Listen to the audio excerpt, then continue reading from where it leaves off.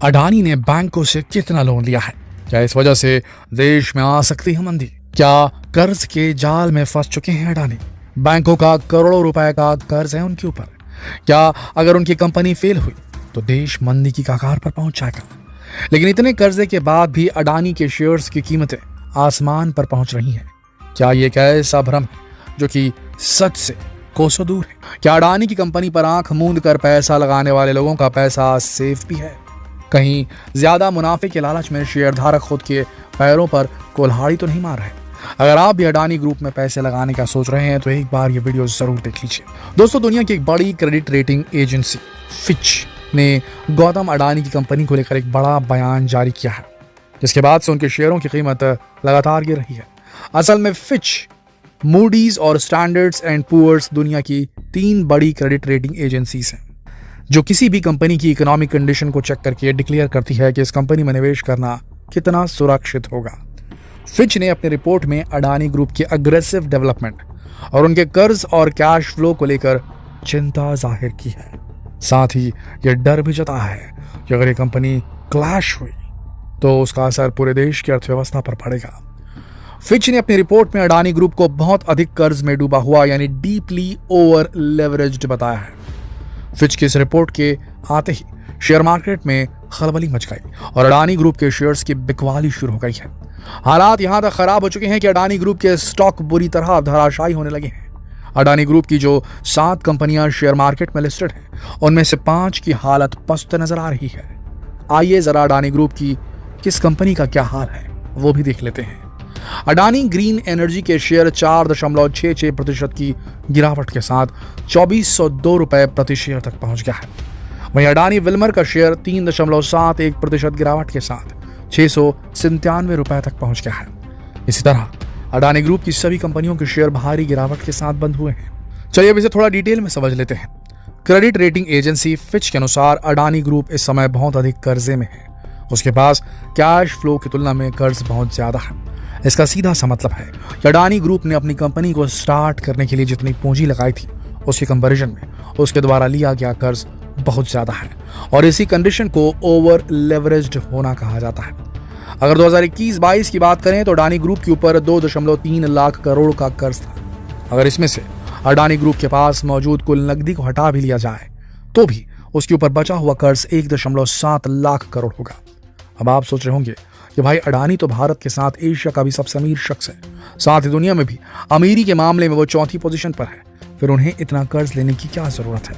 तो देखिए, आप ये तो जानते ही होंगे कि गौतम अडानी ने लगभग हर फील्ड में अपने हाथ आजमाए हैं, फिर चाहे वो पोर्ट डेवलपमेंट हो, एयरपोर्ट मेंटेनेंस हो, कोल और एनर्जी सेक्टर हो, मीडिया हो, हर जगह आपको अडानी ही अडानी नजर आएंगी।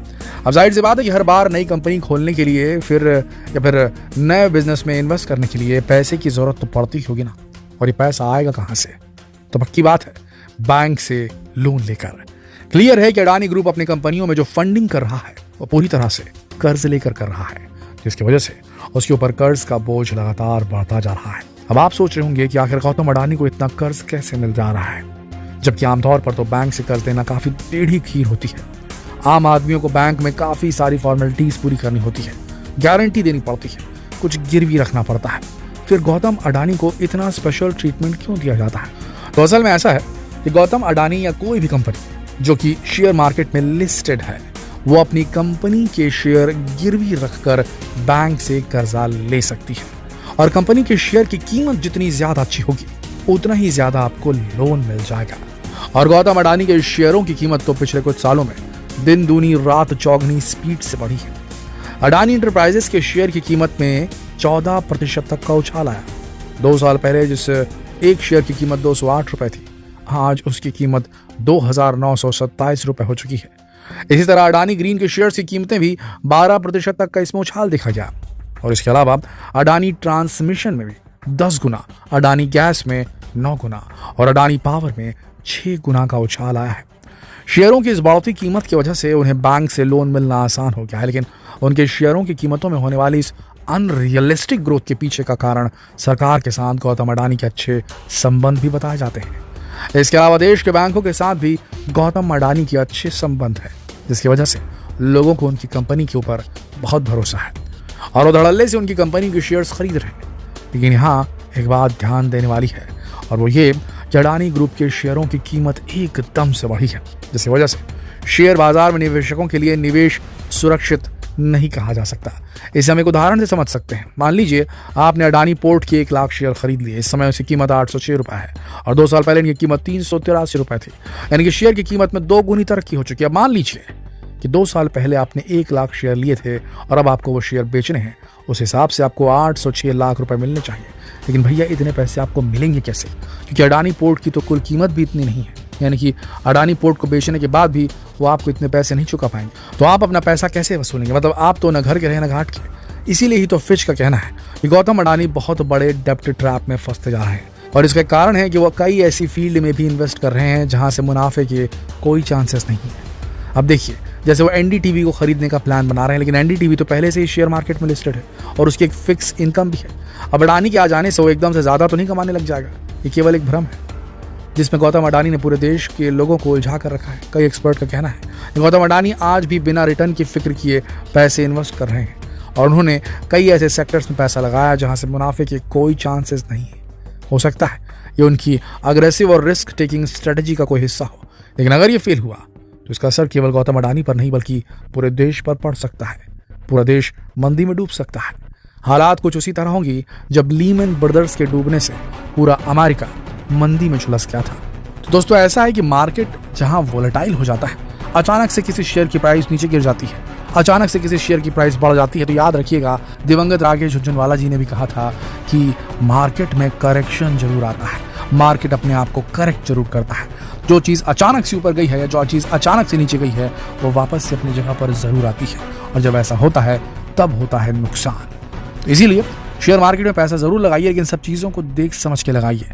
खबरों, न्यूज़ और इन चीज़ों को देखना और क्या हो रहा है मार्केट में समझना, किस फील्ड में कौन सी कंपनी अग्रणी काम कर रही है, ये सब देखना ज़रूरी है।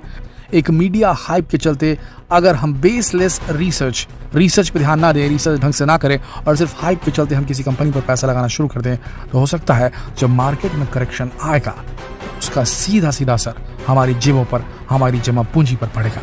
तो करेक्शन और सुधार हर मार्केट में होता है, हर शेयर मार्केट में, हर विश्व के हर देश के शेयर मार्केट में सुधार या करेक्शन होता है। तो जब ये अचानक से बढ़े शेयर्स की रकम वापस जमीन पर आएगी, वापस यथार्थ में आएगी, तो करेक्शन कहलाएगा, और जब करेक्शन आएगा तो शायद नुकसान हो सकता है। हम तो ये दुआ करते हैं कि जिसने उस कंपनी के शेयर्स में पैसे लगाए हैं वो शेयर ऊपर जाते ही जाए। लेकिन याद रखिए, ऐसी कोई चीज़ नहीं दुनिया में जो ऊपर जाने के बाद नीचे नहीं आती, ये सिर्फ ऊपर जाती ही जाती है। कब नीचे आएगी ये समय और तारीख तो कोई नहीं बता सकता, लेकिन जब नीचे आएगी तो कईयों को अपने साथ लेकर आएगी, ऐसा दिख रहा है।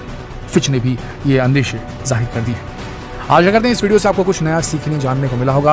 अगर समझ पाए हो तो इस वीडियो को शेयर जरूर कीजिएगा फेसबुक पर, व्हाट्सएप पर, यूट्यूब पर। कल फिर मिलते हैं एक और दिलचस्प जानकारी प्रद वीडियो में। तब तक के लिए आप सबका इस वीडियो के अंत तक बने रहने के लिए दिल से धन्यवाद।